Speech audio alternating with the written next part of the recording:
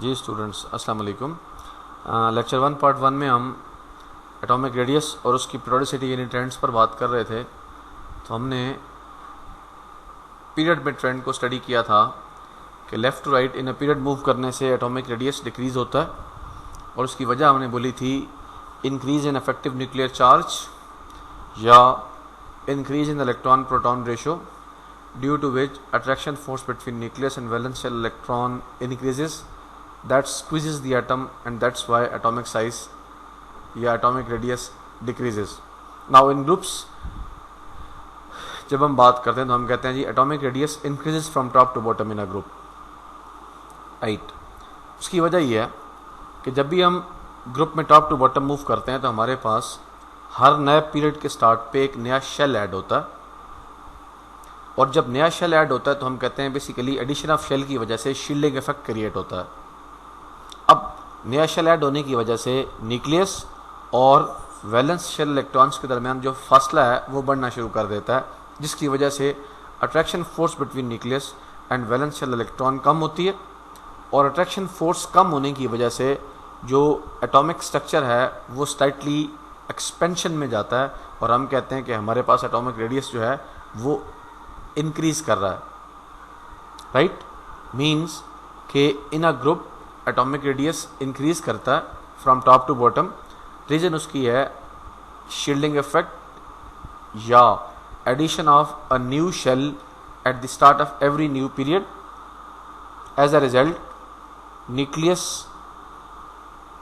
And valence shell electron distance increases. As a result, attraction force decreases between the nucleus and valence shell electron. That causes an increase in atomic size.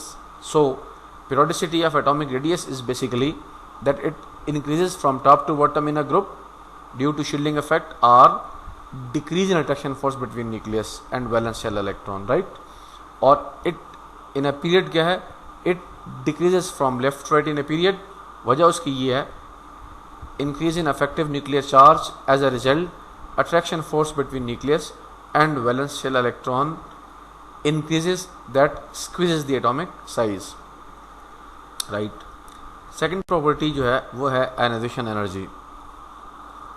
What is ionization energy? देखिए, हमने कहा जी कि nucleus जो है वो हमेशा valence shell electrons को अपनी तरफ अट्रैक्ट करता है। अब हमें क्या करना है, जब भी एटम से आयन बनाना होता है तो इलेक्ट्रॉन लॉस करने होते हैं या गेन करने होते हैं। आयनाइजेशन एनर्जी में बेसिकली इलेक्ट्रॉन लॉस की बात होती है, and what we say that valence shell electron is being held by the nucleus, and if we want to remove that electron from the valence shell, what we have to do is we have to break the attraction force between nucleus and valence shell electron, and for that energy is needed. So basically that is the energy which is needed to break the attraction force between nucleus and valence shell electron, and as a result a removal of electron takes place. This energy is called ionization energy or ionization potential. So definition is the amount of energy required to remove electron from the valence shell of an isolated gaseous atom to produce gaseous ions is called ionization energy. ये बात हम chemistry में अक्सर बोल रहे होते हैं कि electron is always removed from a gaseous particle, from a gaseous species. So that is why in definition that word atom is cleared कि गैसियस एटम से इलेक्ट्रॉन आपने निकालना होता है. अब देखें, एटम के वैलेंस शेल में इलेक्ट्रॉन एक से ज़्यादा भी होते हैं. जैसे ग्रुप 1A के जो एलिमेंट्स हैं उनके वैलेंस शेल में एक इलेक्ट्रॉन होगा, 2A के जो एलिमेंट्स हैं उनके वैलेंस शेल में 2 इलेक्ट्रॉन होंगे, 3A के जो एलिमेंट्स हैं उनके वैलेंस शेल में 3 इलेक्ट्रॉन होंगे. तो हम कहेंगे कि अगर आपने फर्स्ट इलेक्ट्रॉन को रिमूव करना है फ्रॉम वैलेंस शेल तो हम उसे कहेंगे that will be its first ionisation energy. अगर आपने सेकंड इलेक्ट्रॉन को रिमूव करना है फ्रॉम द वैलेंस शेल तो हम उसे कहेंगे that is second ionisation energy. अगर आपने थर्ड इलेक्ट्रॉन को रिमूव करना है तो हम कहते हैं that is called third ionisation energy. तो basically ionisation energy is the energy needed for the removal of electron from the valence shell of an isolated gaseous atom. So when we remove first electron, it is first ionization energy. When second electron is removed, it is second ionization energy, and so on. Now, mostly we discuss about first ionization energy of elements, and first ionization energy depends upon following factors. Before we go into the details of various factors that affect ionization energy, one thing we have to keep in mind, and that's very clear, that is electrons are held by the nucleus through an attraction force. Now, strength of that attraction force basically matters. So what common point is कि जहाँ nucleus और valence shell electrons में attraction ज़्यादा होगी वहाँ electron tightly held होगा और उसको रिमूव करने के लिए ज़्यादा आयोनाइजेशन एनर्जी चाहिए होगी, और जहाँ न्यूक्लियस और वैलेंस शेल इलेक्ट्रॉन्स के दरमियान लेस अट्रैक्शन फोर्स होगी वहाँ बेसिकली इलेक्ट्रॉन लूजली हेल्ड होगा, और जहाँ लूजली हेल्ड इलेक्ट्रॉन होगा हम कहेंगे वहाँ पर लो आयोनाइजेशन एनर्जी होगी.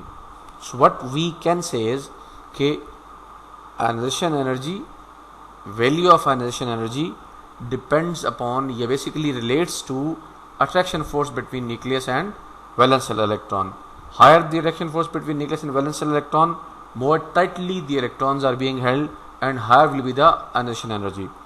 Lesser will be the attraction force between nucleus and valence shell electron, loosely held electron will be, and as a result decrease in ionization energy or less value of ionization energy. So strength of attraction force between nucleus and valence shell electron basically directly related with ionization energy.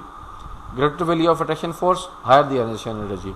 Lower value of attraction force, lesser will be the ionization energy. Now we discuss the factors one by one. Number one, atomic size. हम इससे पहले बात कर चुके हैं कि atomic size ज़्यादा होता है तो न्यूक्लियस और वैलेंस शेल इलेक्ट्रॉन के दरमियान अट्रैक्शन कम होती है. जब न्यूक्लियस और वैलेंस शेल इलेक्ट्रॉन के दरमियान अट्रैक्शन कम होती है तो हम कहते हैं इलेक्ट्रॉन लूजली हेल्ड होता है. जब इलेक्ट्रॉन लूजली हेल्ड होता है तो हम कहते हैं उसकी आयोनाइजेशन एनर्जी क्या होती है, कम होती है. राइट, लूजली हेल्ड इलेक्ट्रॉन जो होता है उसकी आयोनाइजेशन एनर्जी कम होती है. Means greater atomic size means lesser attraction force between nucleus and valence shell electron. Lesser attraction force between nucleus and valence shell electron means lesser will be the ionization energy. Right. Number two, nuclear charge. हमने atomic size में बोला कि जी nuclear charge increase करने से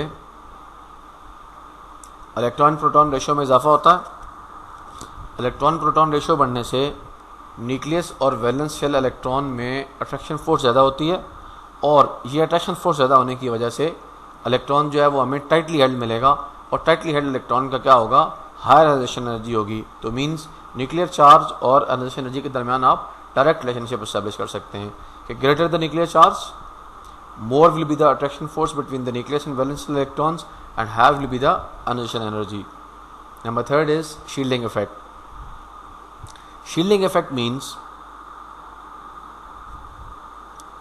decrease in attraction force between nucleus and valence shell electron due to intervening electrons. That is electrons which are present between the nucleus and valence shell. यानी nucleus और valence shell के दरमियान में जो electrons आते हैं उनकी वजह से न्यूक्लियस और वैलेंस शेल इलेक्ट्रॉन्स की जो अट्रैक्शन फोर्स है उसमें जो कमी होती है उसको हम शील्डिंग इफेक्ट कहते हैं.